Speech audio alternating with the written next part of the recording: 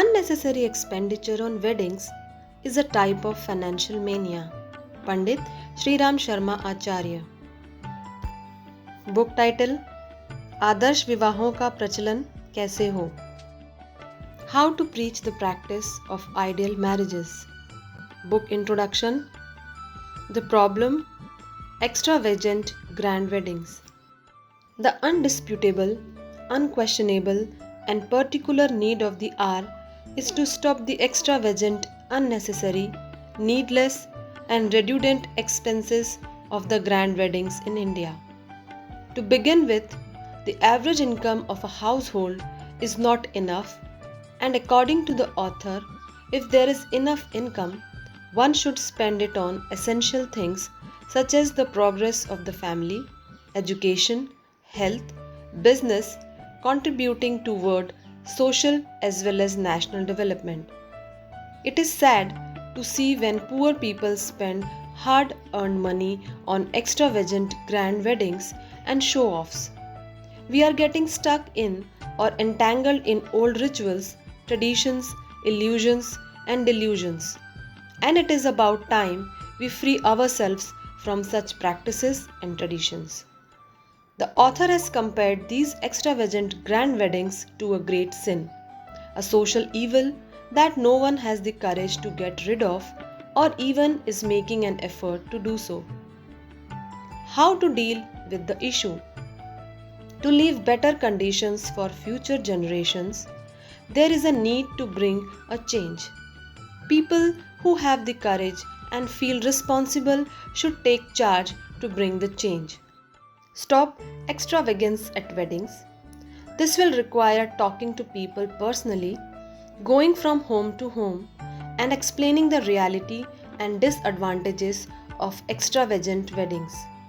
Just giving extensive public lectures might not bring about this change because this social evil has taken deep roots in our society and it has become a part of culture or traditions.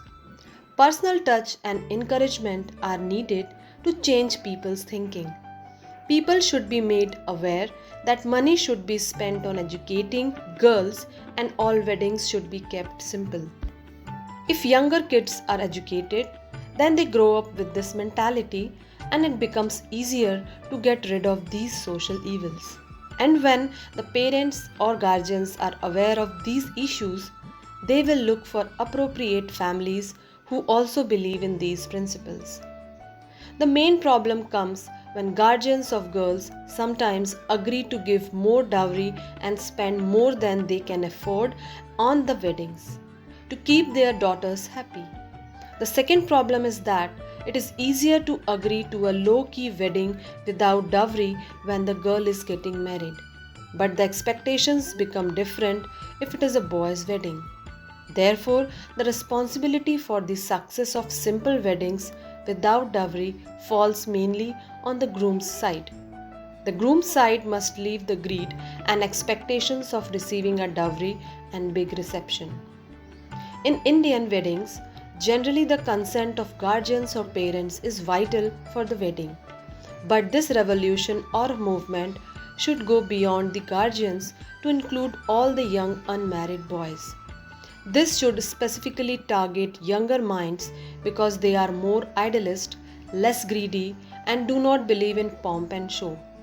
These young minds are easier to convince to bring about the needed change, but then they should also have the courage to stand up against the guardians to keep the commitment they make against extravagant marriages and dowry. The author believes that the teachers or the professors should take up the responsibility for this movement because they can influence students in the class more easily. If teachers can buy a set of 10 books to bring about change in society and circulate them in the class and keep spreading the word, it will be easier to bring this change. The idea is to plant this seed for change in younger people and make them sign the commitment letters. Towards the end, the author advises the reader to try anything which he or she can possibly do as something is better than nothing. Small changes like a ban on signing bad songs, ban on firecrackers in a wedding can be quickly done and are worth trying. There should be a movement towards simple group marriages. Later, significant changes can follow. Are you ready to bring the change in our society and want to know how to do it? This book is for you. Some excerpts from the book. First, the focus of our mission should be on the groom's side. They should be ready to let go of dowry. Main hard work is this only. The bride side of the family can easily be persuaded. Second, our programs to promote role model weddings should be given good priority in schools and colleges. Third, preaching and recognition of ideal marriages should be done so that those who have come forward gets encouragement. Fourth, things which we consider wrong, yet if we keep on doing those, it is an insult to human courage and intelligence. Fifth, world's greatest people have fought with great difficulties and achieved success even by putting their life at stake. And on the other hand, we are not able to do anything for removing even these small evil traditions. Topics covered in the book.